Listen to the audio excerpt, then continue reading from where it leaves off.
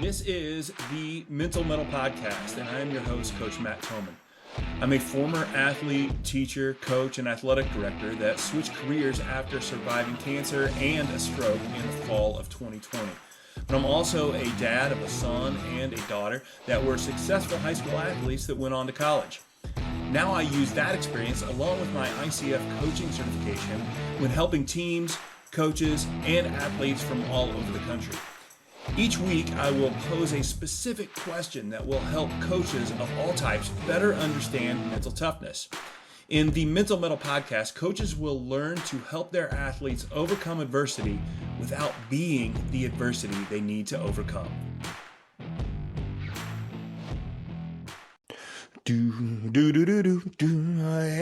welcome back to the Mental Metal Podcast. I am your host, Coach Matt Thomann, and I am excited to be here. I got some good stuff coming up, and as always, I am so thankful that everybody showed up to listen and to pay attention to me talk about mental toughness and mental health with athletes, because that is what I do now, and that is my passion now. And I do have another, I always ask you to listen and share and subscribe and all those things, but I have another request, and that is I am looking for questions that coaches and parents have around mental toughness and developing it, and some things that they struggle with, things that they want me to topics that you want me to cover.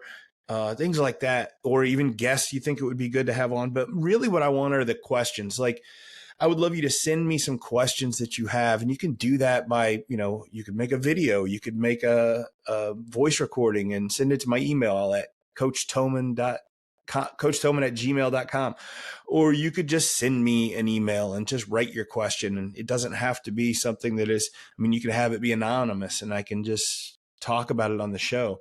But I think it would make a good show if I had some questions to answer. I think a lot of times people have questions and they think they're not worth asking, or they think they're the only ones that have it. And I can tell you from doing this for a couple of years now, a lot of people have the same questions. So I think that whatever questions you have, put it out there. It's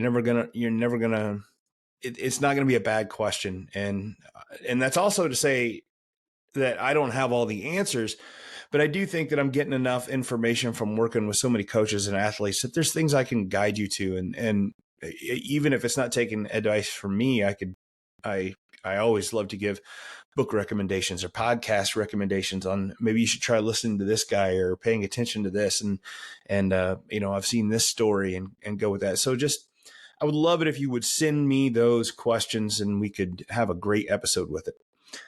Another thing I've got coming up that I'm asking everyone to do, I'd love to have a huge guest or have a huge number of people show up. I've got a new webinar coming up on October 22nd at 6:00 Central, and it is Own Your Voice, Empower Your Game.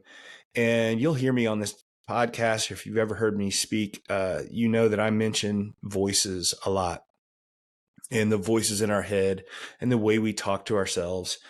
And it is not just me. The research around it is really clear that controlling and owning your own voice and the way you talk to yourself makes such a difference in your mental state. And honestly, should not be a surprise. What else is mental health other than the way we talk to ourselves? And I think we sometimes forget that and we just shrug it off and we say, oh, that's just, I'm hard on myself. What are you going to do? I beat myself up. I just do that. And we feel like that's the way we're supposed to be. And unfortunately it is. I think the research also says that most of our voices in our head are negative towards ourselves. But it doesn't have to be. It can be changed. And it should be changed. So if you don't quite know how to do that or what the first steps are or how to work on that, I highly suggest you tune into my webinar on Own Your Voice, Empower Your Game. Coaches can come on, parents can come on, athletes come on, it's for anybody. It's for anybody and everybody, because this stuff is all good for everyone on working on your positive voice and the way you talk to yourself. So I got those things coming up. Send me those questions. Join me on that webinar. It'd be great. But now to the meat of the issue today on the podcast, I am talking the truth with my guest, Malik Mims. I am a new resident to Middle Tennessee. I live just a little north of Nashville, Tennessee. And my wife and I moved down here, and I'm, my business really relies on connections, and I'm a very gregarious person. I like to meet people. I like to talk. So, and I've always, obviously, I have a podcast around talking to coaches. So I love meeting coaches and talking to them, and it's just my kind of people. So early on, I just sent out some feelers. I was just doing some research and finding people that are coaches for the area, not just athletic coaches, but AAU coaches and people that ran basketball training businesses and things like that. And I just sent out cold emails and was like, hey, I'm just trying to get to know people, make these connections. I'd love to just meet and let you know what I do, tell you my story, and see if you have any suggestions on how I could get some clients and how I can help some people and things like that. And of course, cold emails are, dicey at best. And it's true to form. I only got one response left back, and it was Malik Mims. And he was just excited to meet. He didn't know me from Adam, but he said, hey, let's get together. Let's have lunch. And he bought, which, it's easy to like a guy like that. And we just got together. I shared my story about my health struggles and my mental struggles and how I use that for good and what I became and what I do now. And he was excited about it. And I learned about him, but he invited me on his podcast and said, hey, do you want to come on the podcast? And that was my first time being on a podcast. And obviously I liked it because that's what I'm doing now. But it was just a great episode. And I'll put that link for that podcast in the show notes today, if you ever want to listen to that, for his and pay attention to it. But just if you ever want to know much about me and how I got into this, I don't always talk about it much on this podcast. It was just a great episode. And I was able to just tell about all those struggles and some of the things that I don't always bring up. But it was a lot of fun to be able to do. And I just got to know Malik really well. And we started realizing we could help each other. And he talks to athletes that he thinks could use my mental coaching services and sends them my way.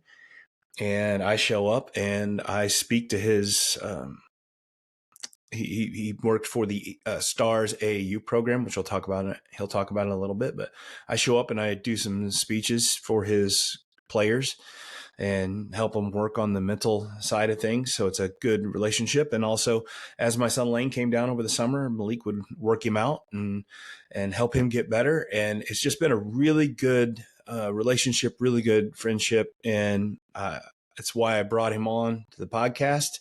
I love the way he operates. I love the way he does things. So I also really enjoy the way he speaks the truth about stuff. And I think that is, that's the one thing I want to talk about on this podcast today is, and I'll do some breakdown on the back end about just the truth and how we can use the truth that we don't always say, but the truth that needs to be said to athletes in situations. So enjoy the episode. I will catch you on the other side. The Mental Metal Podcast is brought to you by our friends at Quick Cut. Quick Cut is the new alternative to Huddle. It's no secret why Quick Cut is the fastest growing platform in the country.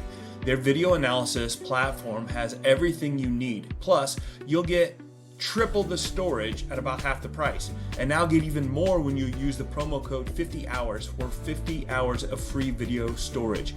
Make the switch. You'll be glad you did. Visit quickcut.com today. Parents, are you aware of how your athlete talks to themselves, that inner voice that motivates them, that drives them? And if you're not aware of it, you should be.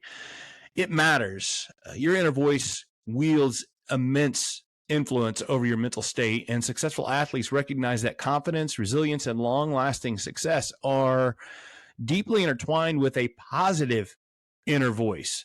So you need to invest in building that positive inner voice.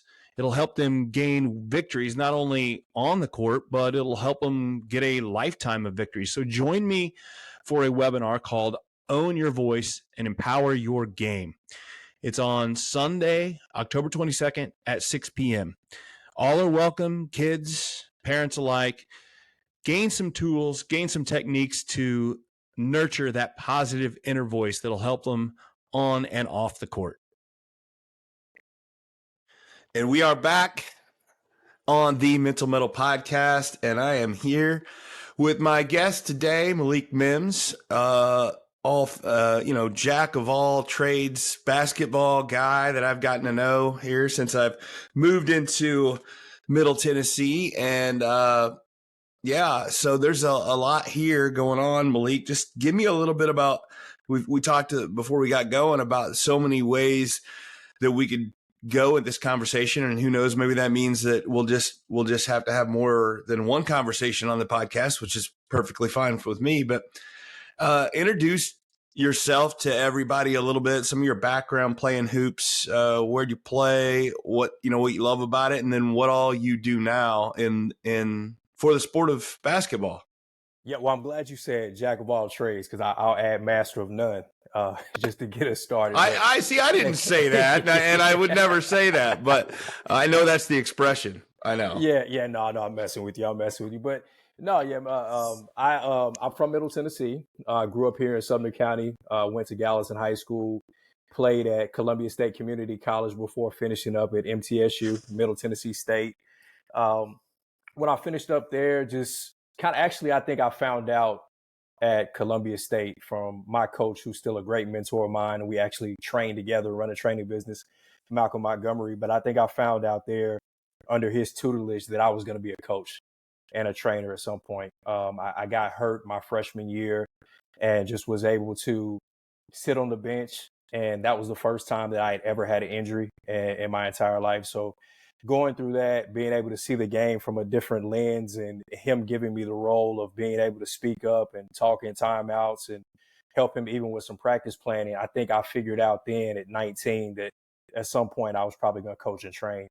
But coming from there and then finishing up over at Middle, came back to Gallatin and went back to Gallatin High School to coach with my head coach, who's still there. They're actually going to be naming the floor after him this year at a ceremony. So legendary coach up there, Bobby Luna.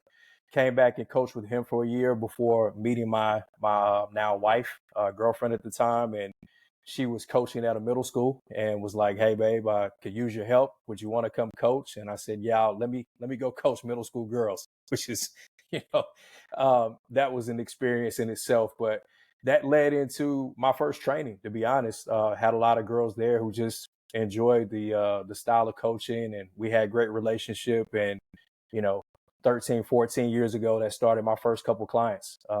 Believe it or not, that client now is, as life goes on, you find out, I feel like I'm getting old.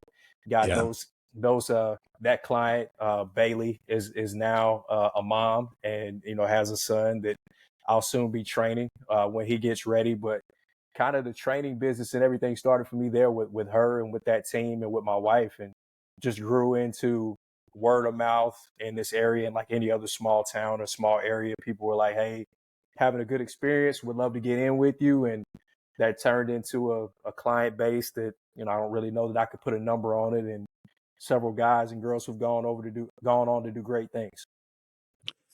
Yeah. And that's how I found you. I was just looking through, trying to find some people that did some basketball training, and we, had a conversation, and we've kind of just kept in touch since then. So that was great. And then what other, and I know that you also what are some of the other things you do from basketball? Like you've got, you do several roles. Yeah. So I'm the director of Stars Basketball, the North Hub. That's the largest AAU organization in the Southeast actually now. We're over 60 teams. I manage about 25 of those. I also coach a Under Armour Rise girls team with 2 teams on that. Within that organization, I am the assistant coach at Welch College, a small Christian college here in Gallatin, about 25 minutes outside of Nashville, and then run that training business that we talked about. And, I guess I can say it now because it'll be public knowledge soon. Just launching a management firm with one of my good friends that'll specialize in NIL deals and helping kids learn financial literacy and things throughout that they can be prepared as they go into college and get into that world. So excited about that new venture as well. Yeah, no, that's fantastic. And remind me the name of your training business. Yeah, so it's Lab Work Global. The meaning behind Lab Work is exactly what it says, just a place where you can go in and experiment. We think it's a place where you can get in and come in without a sense of failure, right? I mean, we want to come in and we really want to push you to that failure so that then we can unlock new parts of athletes and tap into areas that'll help them improve for sure. Yeah. So, well, I love what you said there. It's the place where you can experience failure without the fear of failure, Right. as it were. But when you talk about lab work and when you get a kid coming in, like what sort of ages? What type of kids do you get? Is it all ages, genders? What are we looking at for your client base?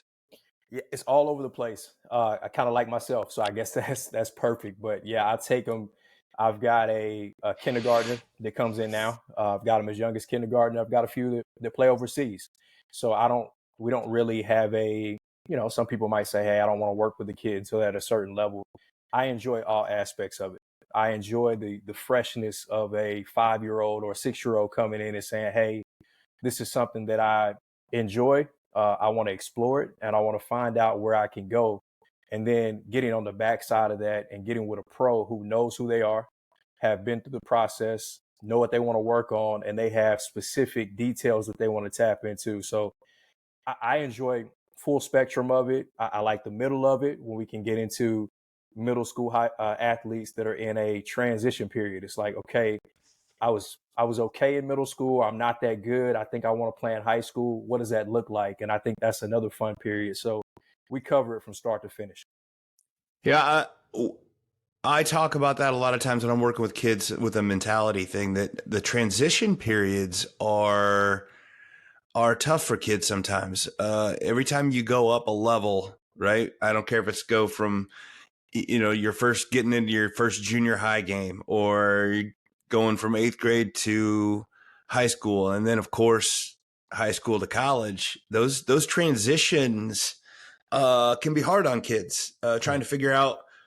Well, it's like you said, hey, I know you took an injury, but it was like there was a moment you had to be like, wait a minute, how do you take it when the coach says, hey, maybe you ought to be a really good coach? And you're like, I didn't show up to be a coach, right? Like that's yeah. Well, how did that conversation first go? Yeah. So, I mean, and I think that that's great because that is exactly what we talk about with our athletes when they come in. It's so much bigger than basketball. It's understanding, it's being self aware, it's all of those things. Self awareness, I believe, is one of the highest skills that we can have as humans. But so when I had that conversation, go down with the knee injury, and we get to about 6 weeks into that injury, and coach calls me in. He's just like, hey, man, I think you can really help us out moving forward. And I love what you bring to the table. Obviously, I wouldn't have recruited you, but I think that you might want to explore a career in coaching. And for me, at that point, I think that I had enough people in my life, good people in my life, that were always honest with me and able to say, hey, man, I think that you're a leader of men one day. I think that you're going to do these things. And when people are telling you that at 7, 8, 9, all the way really up until that point, you can't take that in. You don't understand what that means. I mean, you're receptive to it. And it's like, okay, cool. That sounds good to hear. But when you get to that point where your teammates are listening to you and they're your peers, and now you're in more of a role where you're telling them things and being able to instruct, and you find out that you have a voice for certain things and they respond to you a certain way. I don't think I took it negatively at that point. I think I was at a point where I could understand, okay, maybe I do, maybe I don't bounce back from this, but this keeps me in basketball. This is something I can still be around the game and it allows me that avenue to still be in basketball. Yeah, and like you said, how many years ago was that? Yeah, so that is 16, 17 years ago. Yeah, Yeah, and I yeah, mean, you've got several different jobs, but they're all basketball related. right.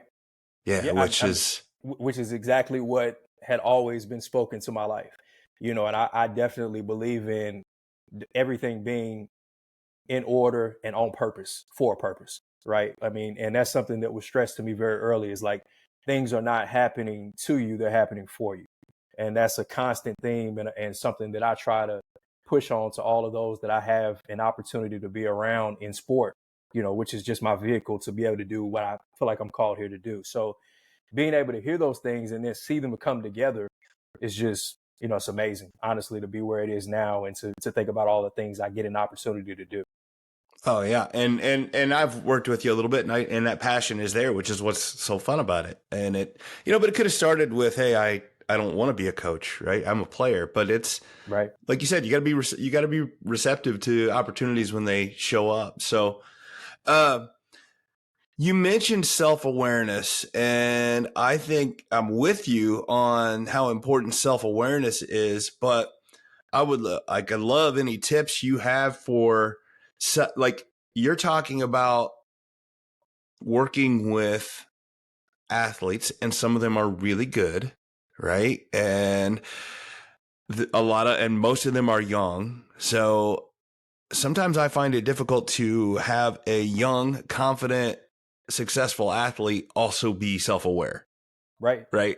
And I find it very hard to do at times. And so what do you see as the some of the tricks to like help a kid do that? But then what do you see as the hurdles? Like what, just you mentioned it. So I'm just curious your Yeah. thoughts on that. Yeah. I mean, I'll be honest. I think that there is more of the latter than the former, what you just said. I think that more often than not, you're kind of helping to temper what it is that they think and help them shape them for later on. Because quite honestly, I think until you get to a certain age, you haven't lived enough life to have that awareness, right? I mean, I think that there's just so many life things that humble you outside of the sport that also run, in a straight, run parallel with the sport that you get an opportunity to be humble. But I think it's just always reminding them and those constant reminders and putting yourself in their shoes, right? Being able to show them being vulnerable. That's one of my qualities is just being able to tell them, hey, I've walked this path that you're walking right now. I get what's going on right now, especially boys is what I found from coaching on both sides, and I think we've talked about that a little bit offline too. When they get to 16, 17, testosterone starts pumping, they can touch the rim, do some things athletically. Some of the things that you're saying to them, they're not hearing you. No. It's the words are coming, but they're not hearing you. But I think that the key to what we do, and I say we, and that's training staff, coaching staffs that I'm around, is just trying to constantly hammer and put those lessons in so that at some point they can catch up with what we're trying to say, right? And hopefully, that's sooner than later or while we have them. But what I've found from doing this, the amount of time that I've done it, is now I'm getting to that point where people are coming back and like, hey, coach, I get what you were saying then.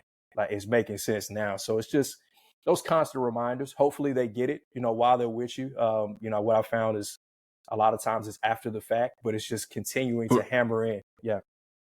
And sometimes that's all. I mean, you got to preach it, you got to say it, but they have to receive it at some point, and Right. you can get better at that. But what about you work with a lot of AAU, you work with a lot of kids that are, like you said, going into different levels and stuff like that. Where do you find the balance between as somebody who's on their side?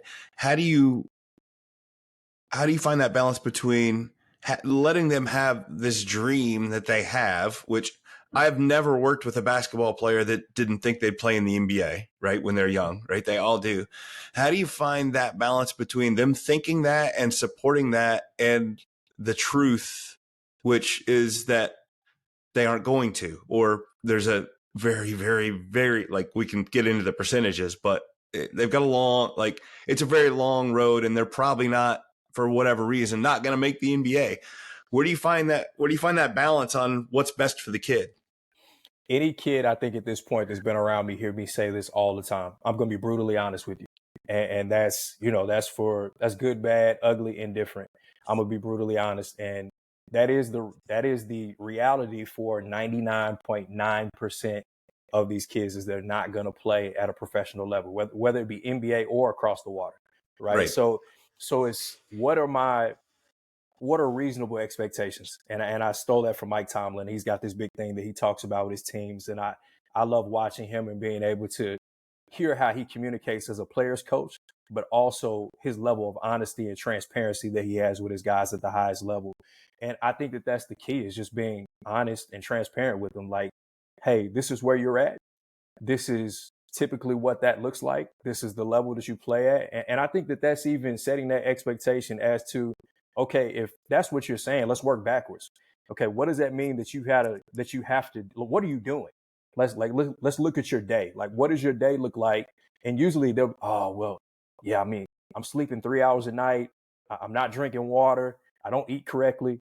That sounds like a pro. It's working and pointing and pushing the ball back in their court to say, hey, what is it that you're doing to reach this goal? And then once we get there and that we can be honest, okay, what's realistic? Is it D2? There's nothing wrong with that. If the goal is to go play basketball and get your school paid for, which it should be, let's be realistic and work to those goals. But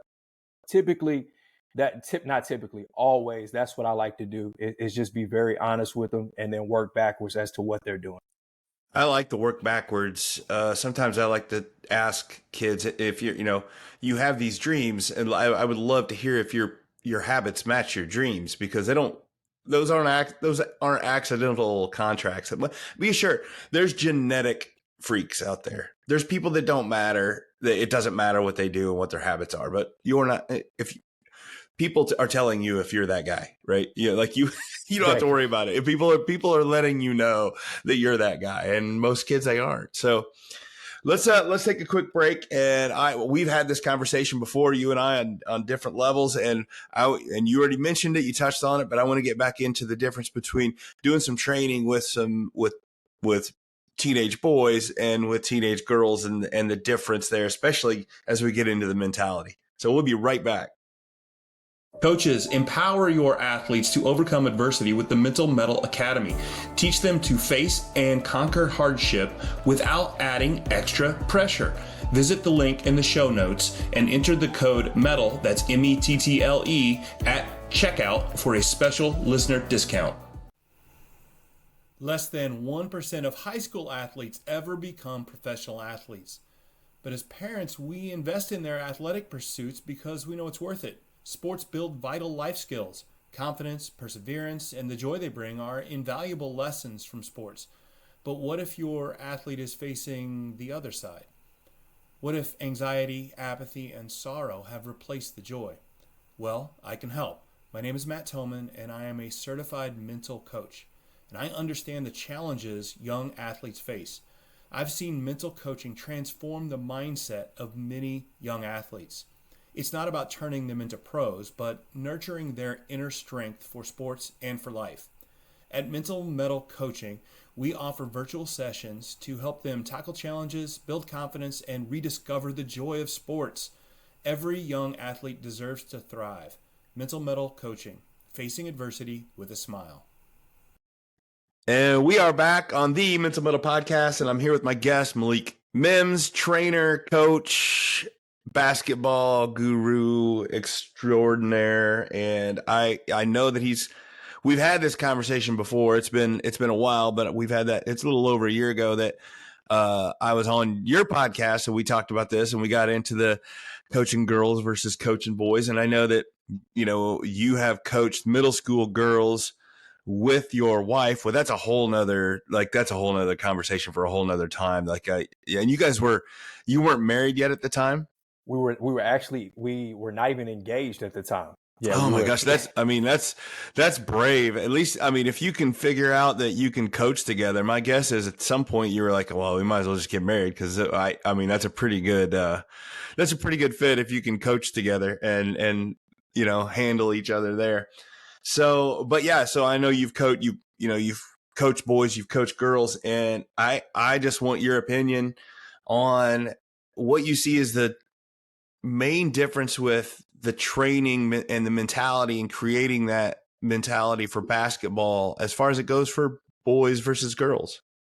Yeah, so we'll start at the earlier ages, right? I think that at the earlier ages, there's not a huge difference. When I say earlier ages, I mean K through probably up until about middle school. When you get to middle school, there's a bit of a change. I think is middle school is where it starts, and in middle school, you're going to see boys who are starting to become a little bit more athletic. They can do a few more things physically that they're just gifted to be able to do.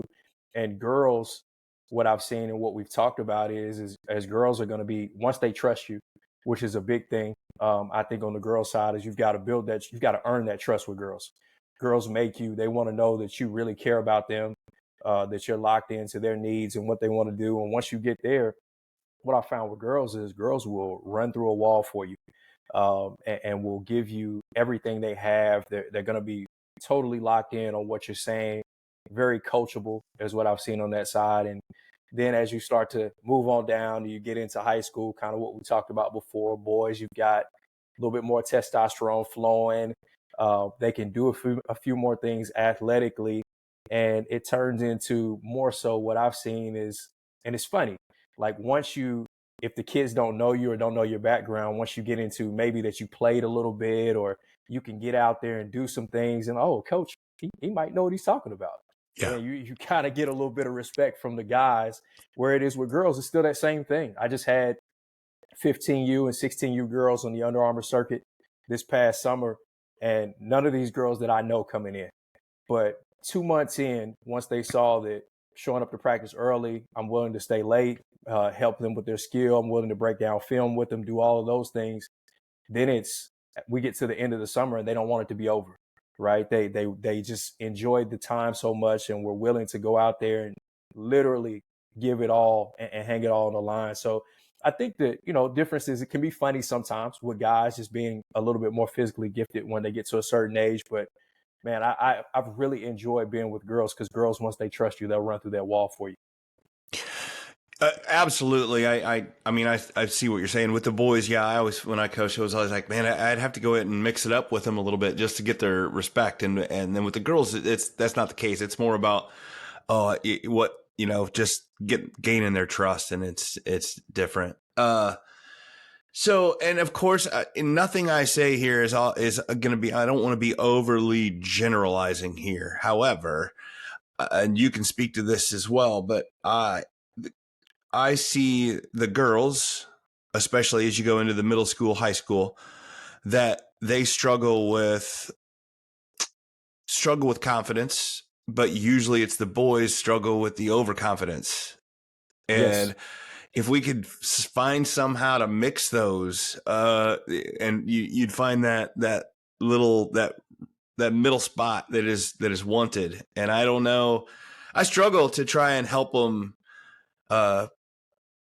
get boys to knock them down and girls to build them up. What do you see on that?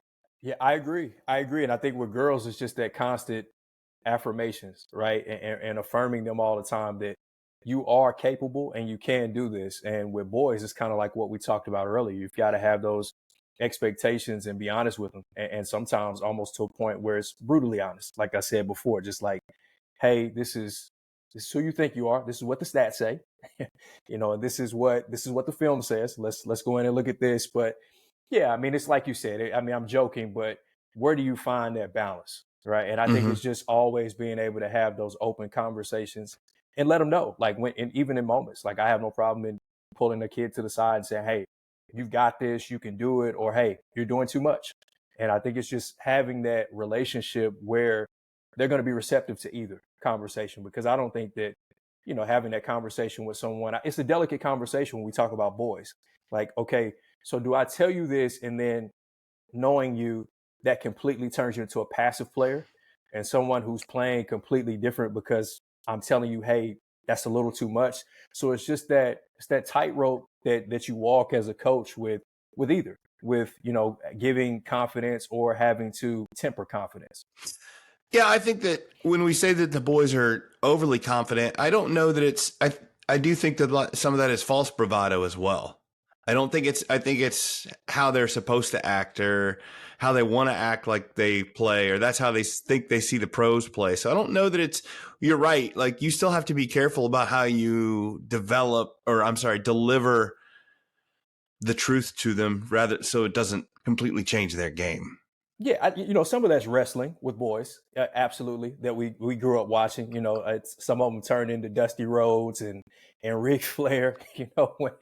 When they turn into a different person, and I get it because we had to as well. We're former players, and there's something that you have to snap on when you're on the court versus when you're off. But how do we, just have those conversations to say, hey, man, like I get it, I know what you're doing, but this is what I need in this moment. Yeah. I was a Hulkster, man. Were That you? was my. Oh yeah, I had the shirt he would do. Yeah, He would yeah. rip it up. Like I had one of those, right? And oh man, yeah, the Hulk. I remember the old WWF. It used to be the WWF, right? Yeah, Yeah. the old WWF. They had a Saturday morning cartoon, man. I would watch that thing. It was It's a good. big part. It's a big part of culture, man. Oh, And the two I named, they're a little bit before my time, but they're my oh, I dad. know. They're Oh, but I yeah, yeah, yeah, I know. they're my dad's guys, man. And being from the South, you had to be Flair, Dusty Rhodes because they were Yeah. Southern guys, man. Oh yeah. Oh yeah. And that's just it, though, right? That's that brash arrogance that Yeah, really doesn't. I don't know. We see it. We see it in. I mean, we see it all the way, all levels of basketball, right? Uh, right. you probably don't see it as much on the girls' AAU circuit, but you know what it looks like on the boys' AAU circuit. Absolutely, and you would be surprised, man. I think that the Really? the, the height of social media now, and I think everyone being able to see everyone is.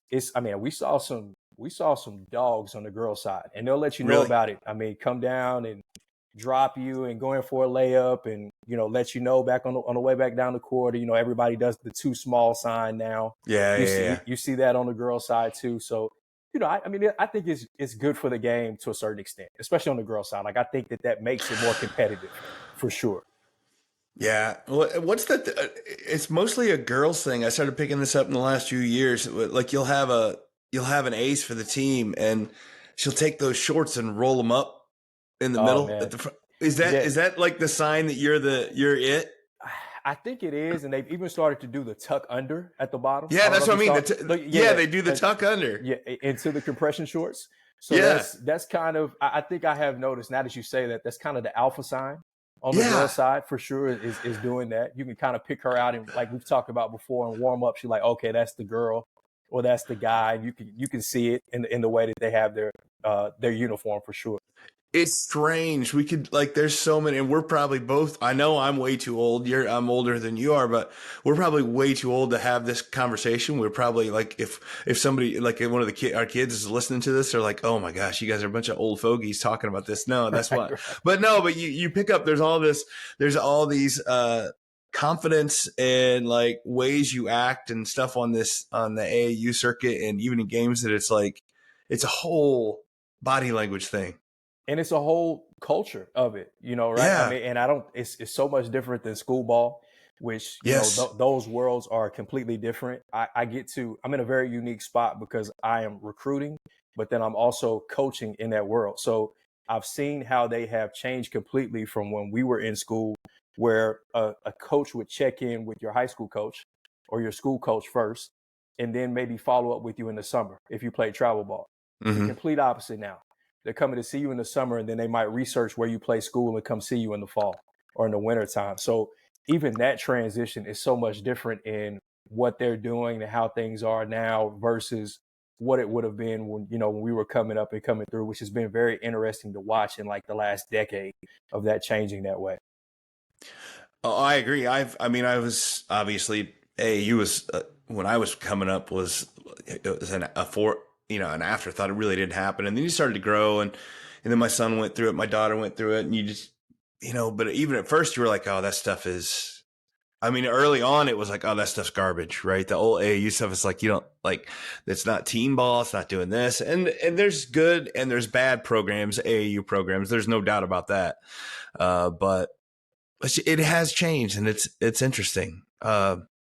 Let's take another quick break, and we might get into that just a little bit here. What age is it? that you're doing? I have 15U and 16U. So they'll be Okay. 16 and 17 next year. Yep. Okay. So we're talking about girls that are on either getting recruited or on the cusp of being recruited. So I would love to get your thoughts on how you run your program and how you help them get recruited. So Absolutely. we'll take a break we'll take a break and be right back for that. Parents, are you aware of how your athlete talks to themselves, that inner voice that motivates them, that drives them? And if you're not aware of it, you should be. It matters. Your inner voice wields immense influence over your mental state, and successful athletes recognize that confidence, resilience, and long-lasting success are deeply intertwined with a positive inner voice. So you need to invest in building that positive inner voice. It'll help them gain victories not only on the court, but it'll help them get a lifetime of victories. So join me for a webinar called Own Your Voice and Empower Your Game. It's on Sunday, October 22nd at 6 p.m. All are welcome, kids, parents alike. Gain some tools, gain some techniques to nurture that positive inner voice that'll help them on and off the court. The Mental Metal Podcast is brought to you by our friends at Quick Cut. Quick Cut is the new alternative to Huddle. It's no secret why Quick Cut is the fastest growing platform in the country. Their video analysis platform has everything you need. Plus, you'll get triple the storage at about half the price. And now get even more when you use the promo code 50hours for 50 hours of free video storage. Make the switch. You'll be glad you did. Visit quickcut.com today.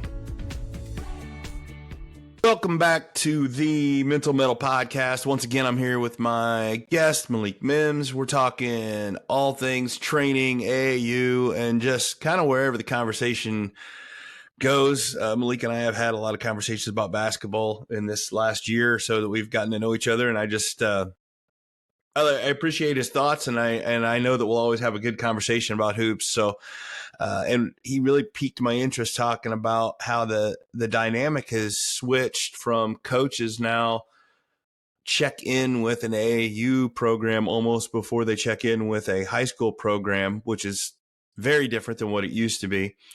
And on that, then I think it's very pertinent for me to ask Malik, how do you help the girls that you coach, because you got the two teams, how do you help them get recruited, get seen, get that exposure, and do it in the right way?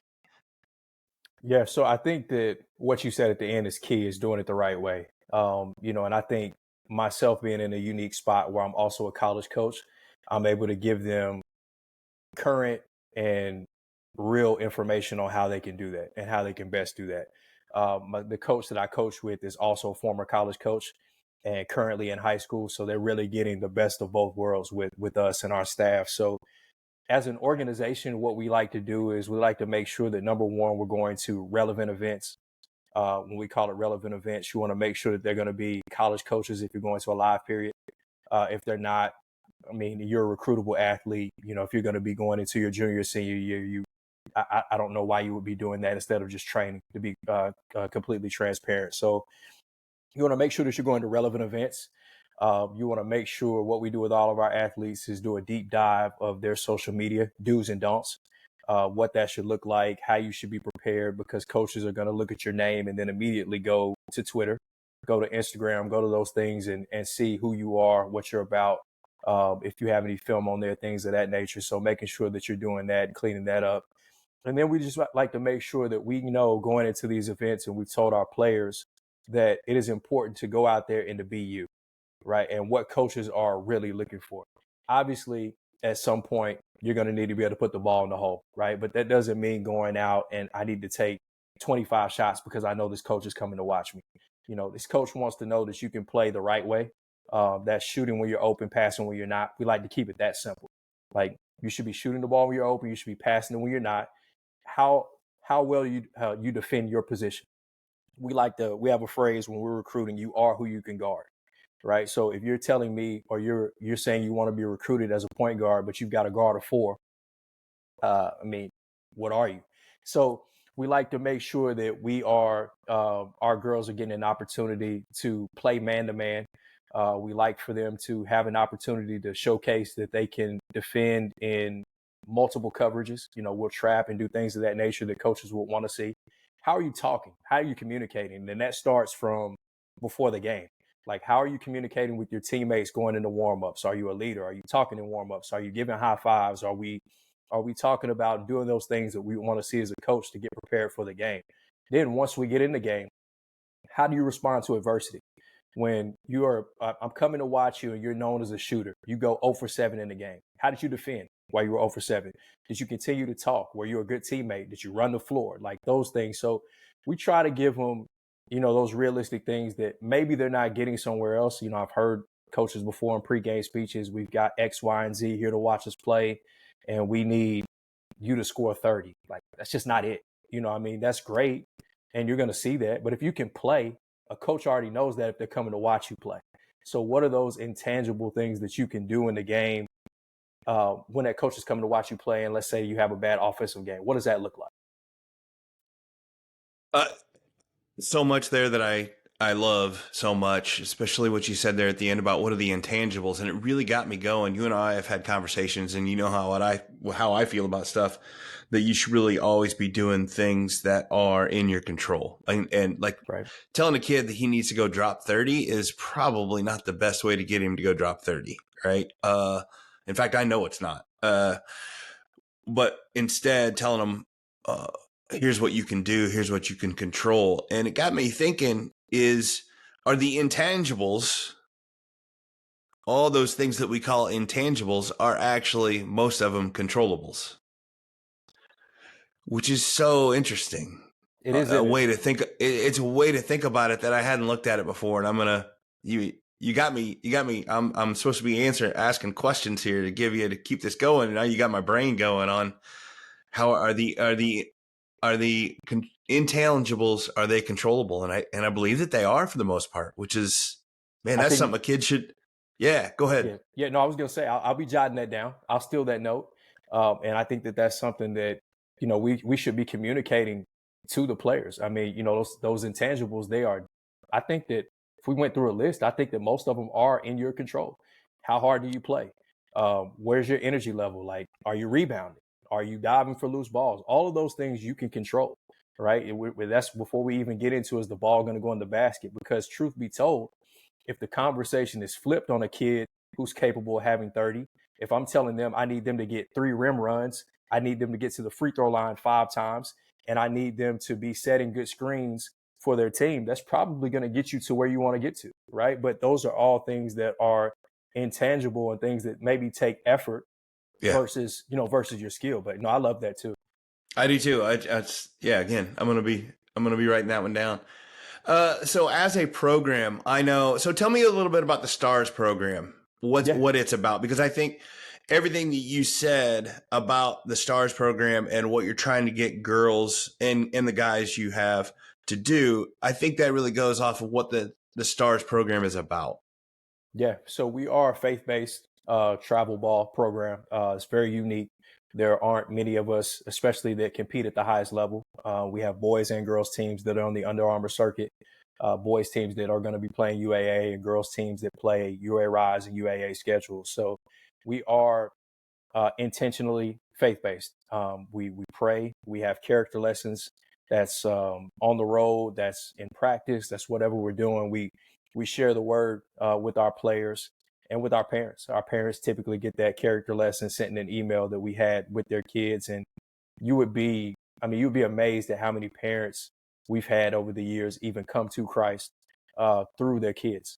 Their kids just going home and taking those messages, or them seeing it in an email and following up and having questions themselves. So I think that's extremely unique in the world that we're in. And I think as believers, that's what we're called to do. It's our biggest task is to go make disciples and to be a light. And we try to be, not try to be, we are that, and we are different on purpose. And that's I guess one of our catchphrases, for lack of a better word, is more than. It's being more than basketball. What are we doing? Are we in the community? Are we doing things? Are we spreading the word the way that we say that we're going to do? So, we're very unique in that way. And as you mentioned, you're also the biggest AAU program in the Southeast. Yeah, we're currently at 60 teams. That's a jump from 48 last year. I would, and let me say this: we don't form teams for the sake of just forming them. That number could very easily be 80. We usually cut about anywhere from 200 to 300 athletes each year, and that's because we want to have quality product at the same time. I think that that's also very unique in the fact that we are faith based, but we are highly competitive at the same time. We think that you can do both. You had a podcast with, I'm blanking on Coach's name, but I absolutely loved it, where he was talking about the mentality of Yeah. what would Christ's mentality be? Yeah, that You know, was Kramer Soderbergh there at Millikan. He's phenomenal. phenomenal. And I've sent that to probably 5 different people, that Yeah. sound bite of him talking about how competitive Christ would be and what Christ like looks like on the court. And that's who we are and what we try to be. We're highly competitive. We want to kick your butt on the court and then we'll pray for you afterwards, right? Yeah. And pray that you get home. But that's who we are. Well, yeah, I mean, you coach at a college too it's faith-based, right? Absolutely. Yeah, we Yeah, are. and so I mean, and you can't just say, "Hey, we'll take every player," right? You have to be there's it's you still try to field the team that wants to win. Yeah, It's part of it. right. It's part of it. And I think that that's part of, I mean, it's part of life, right? I mean, you're not going to Yeah. get, you're not going to get every job. You're not going to get every opportunity. And, we, doesn't mean that God loves you any less. It just means that that opportunity or that timing or you aren't the fit. And, a lot of times that I've learned in life that closed door that I look back on was, probably something that I needed. Yeah. Yeah.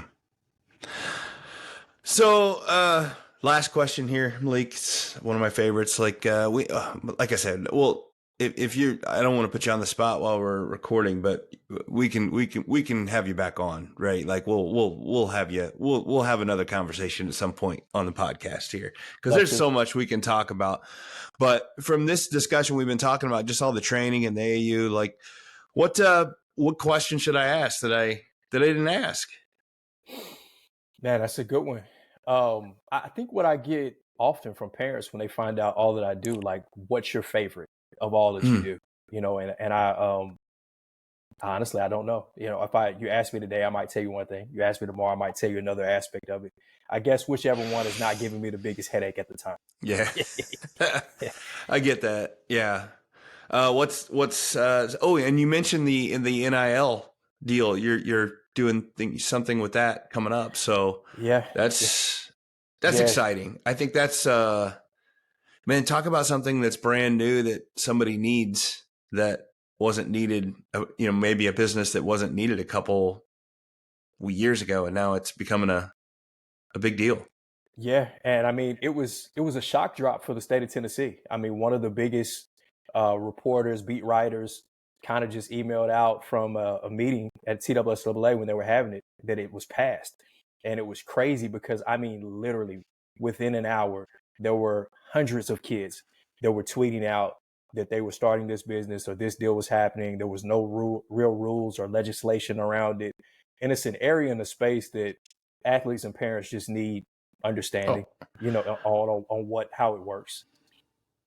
yeah. So what you're talking about, because I'm not all that up to it, but it's basically a high school player can get an NIL deal now, right? They can, and so much so that which is another I didn't mention, but we run the Suco All Star, which is a brand, and we'll be moving on to other counties coming up this year. But 8 hours before the game last year, I got a text from the county AD saying, "Hey, they can't play in their high school uniforms," and I'm like, what's going on?" Like, we had all of this approved, and the NIL stuff had just happened a week previous, and their image and likeness, believe it or not, with their jersey top, they were okay with shorts, but their number is a violation in what you can do in NIL relationships, businesses, and deals, because then it looks like they are advertising for that brand that they're playing, the game that they were playing in. It's a wild It's world right now. it is, and gosh, I don't want that. My biggest fear is that it does something. I would never want it to affect a kid's eligibility of any kind for anything. I think that's the worst. I panicked. Although, I panicked, yeah, and yeah, had to reach out and was like, "Hey, I got to figure something out on uniform tops." And Luckily, we had some that were to the side, but yeah, I mean, I get it, and I was the same way because first offense, it is a warning. Second offense, it is 12 months suspension from Yeah. your athletic sport. So yeah. Yeah. Which is devastating if you could do that, if that happens. So, no, that's definitely something. We'll mark that down as another conversation we'll have for another time on the podcast, because I think that's and maybe that may take maybe it'd be a conversation we have after you get in the business going to help for a little while, because I think that's you're gonna learn a lot there, no Absolutely. doubt. Yeah. So awesome. It's been awesome having you on. I sure appreciate you coming on, Malik, and we'll do this again sometime. Yes, sir. Thank you for having me. You bet. Coaches, empower your athletes to overcome adversity with the Mental Mettle Academy. Teach them to face and conquer hardship without adding extra pressure. Visit the link in the show notes and enter the code METTLE, that's METTLE, at checkout for a special listener discount. Educators and coaches, let's talk about professional development speakers for a moment. You know the drill. There's some good out there, but there's a lot of bad. I've been there and I've felt your frustration. And that's why I've got something different for you. Professional development that's actually engaging and genuinely useful. As a certified coach and a former educator, I understand the struggles our students and athletes face. The pandemic's impact is real, but so is the potential for positive change. Mental Mettle Coaching has 2 presentations designed to help you tackle the social emotional challenges that schools are dealing with. First is for teachers of all ages and is called Live Your 100. This transformative journey draws from my own experiences overcoming hardship. This seminar equips you with the tools to assess mental states, conquer challenges, and infuse positivity into classrooms and to teams. Learn not to survive, but actually thrive. And the second presentation is specifically for coaches, those that tend to sit in the back and draw up plays during presentations. This presentation is called Forging Mental Mettle in Athletes. It is not your typical PD. It's about actionable techniques. Empower your athletes to face adversity, develop growth mindsets, and break mental barriers that hold them back. I get it. The skepticism around PD is real, and that's why Mental Mettle Coaching stands out. My presentations are rooted in real-world struggles, delivering strategies that you can apply right away. If it all sounds good, contact me, Coach Thomann, or send my information to your administration. Let them know that you want to see professional development that will actually make a difference.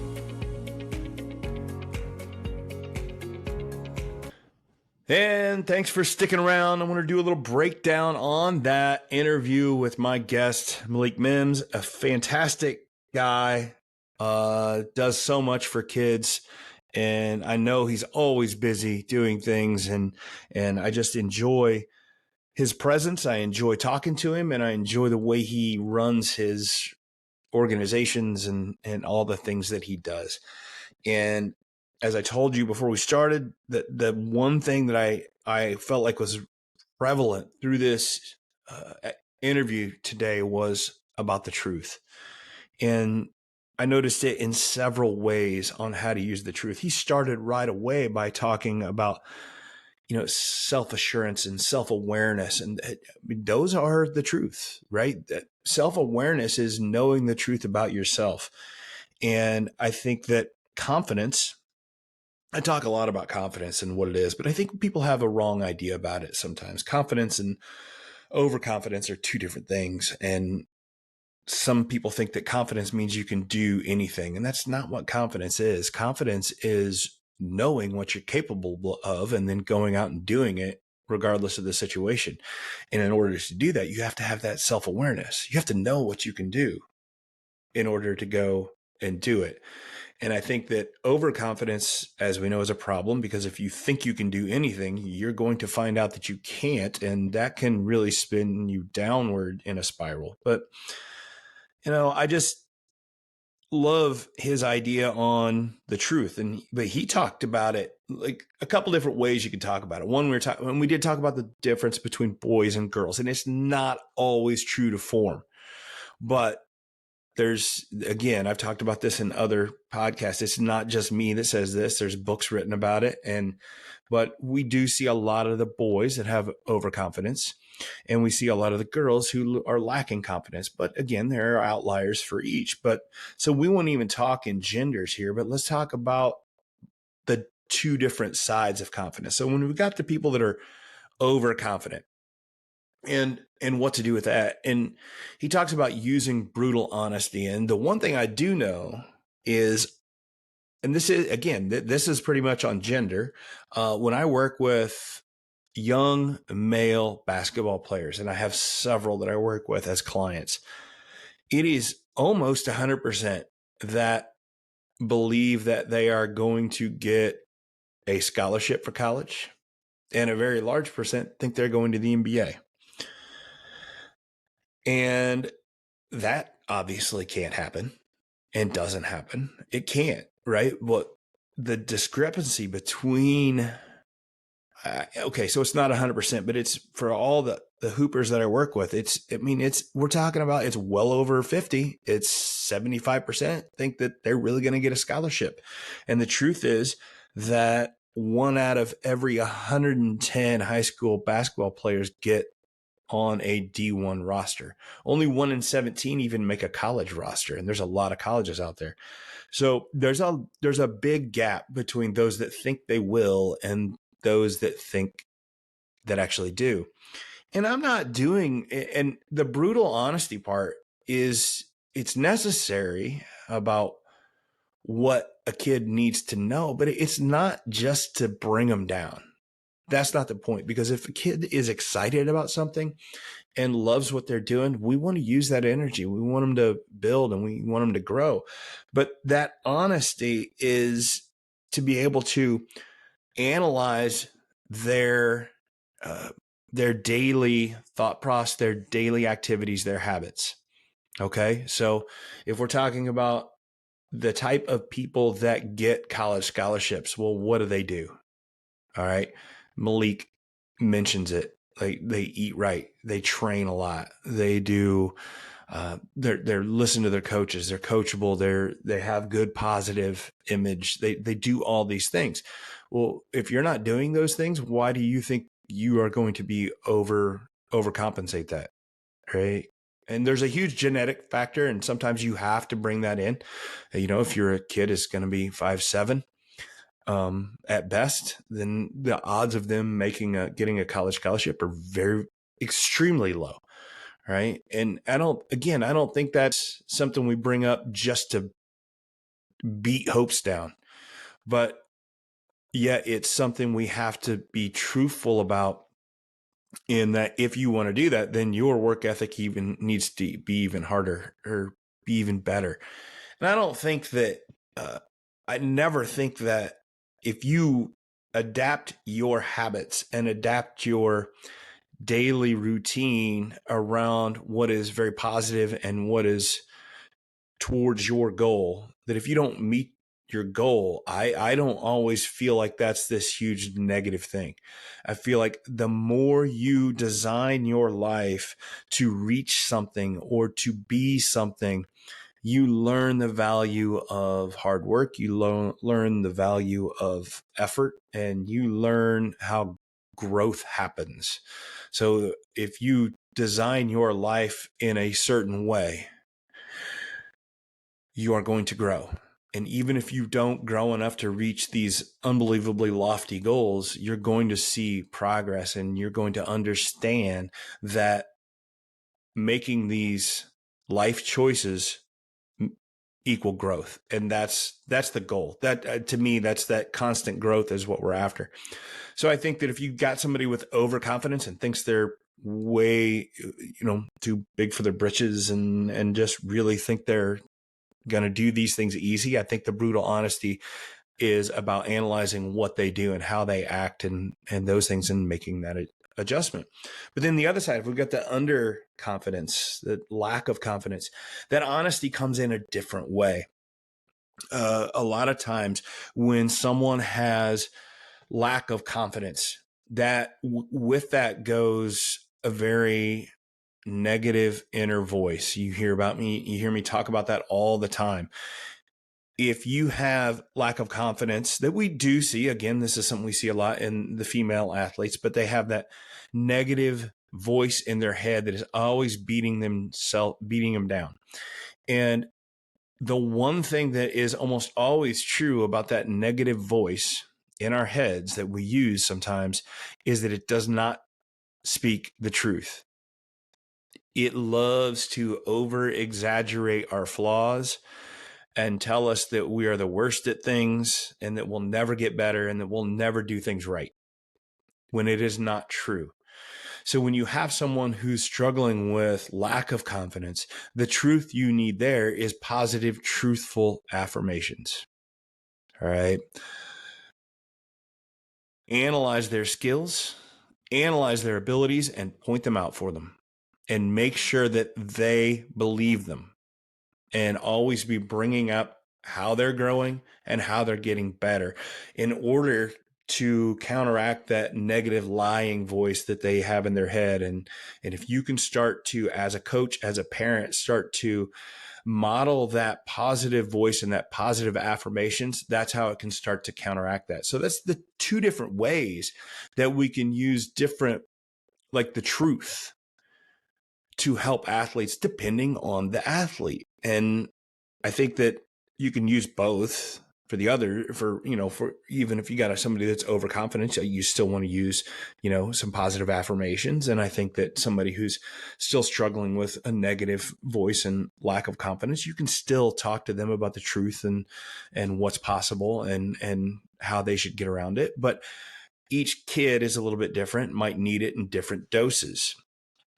And that's just two great ways to use the truth. And then the last way that I love that he talked about the truth. If you haven't picked up on it yet, I really didn't intend for it to be this way, but I'm getting coaches that I talk to that always are bringing up their faith in Christ and just that kind of truth that I noticed that Malik is all about. And the truth I'm talking about, this is the one we talk in John 14:6, and Jesus says, I am the way, the truth, and the life. No man cometh unto the Father but by me. And I think that you can hear it in Malik's voice that he does basketball, but he also is leading kids to Christ. And that truth is what drives him. And if you haven't heard I've got other guests on here that say the same thing. So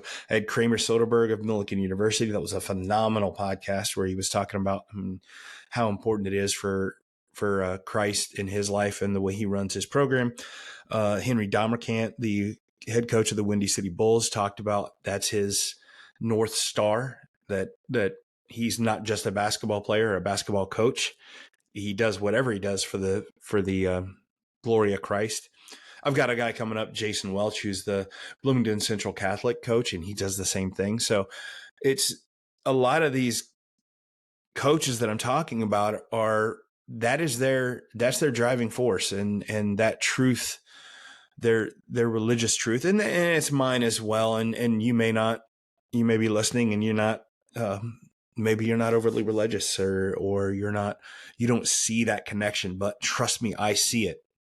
I am seeing all the time that these passionate, compassionate, competitive coaches that do things the right way are often passionate, competitive Christians. And